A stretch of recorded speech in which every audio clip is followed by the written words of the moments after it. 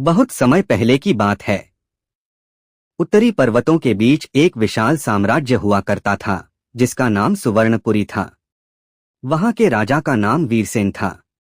वह न केवल पराक्रमी योद्धा था, बल्कि न्यायप्रिय और दयालु शासक भी था।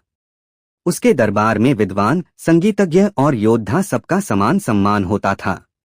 राजा वीरसेन की एक अनोखी आदत थी। वह हर शाम साधारण वस्त्र पहनकर आम प्रजा के बीच चला जाता और उनकी समस्याएं सुनता।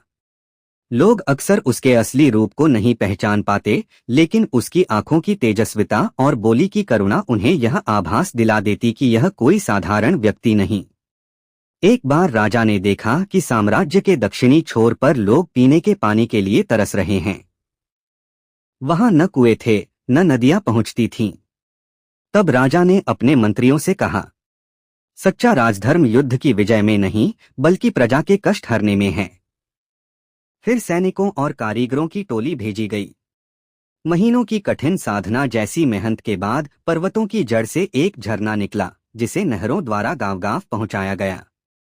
उस दिन सूखी धरती हरी भरी हो उठी।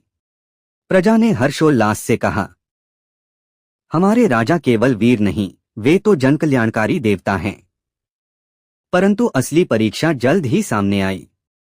पड़ोसी राज्य ने सुवर्णपुरी पर आक्रमण कर दिया। युद्धभूमि में जब वीरसेन स्वर्णरथ पर सवार होकर पहुंचे, तो उनके पराक्रम से शत्रु सेना कांप उठी। कहा जाता है कि उस समय आकाश में गर्जन हुआ और शत्रुओं ने अनुभव किया मानो देवता स्वयं उस राजन की रक्षा कर रहे हों। युद्ध में विजय पाकर भी वीरसेन ने बदले का मार्ग नहीं चुना।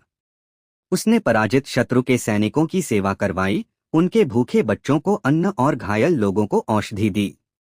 उसी दिन उसने घोषणा की, सच्ची विजय तलवार से नहीं, करुणा से होती है। और तभी से वीरसेन का नाम अमर हो गया। लोग सदियों तक गाते रहे, जिस राजा के हृदय में दया हो, उसका राज्य कभी नष्ट नहीं होता।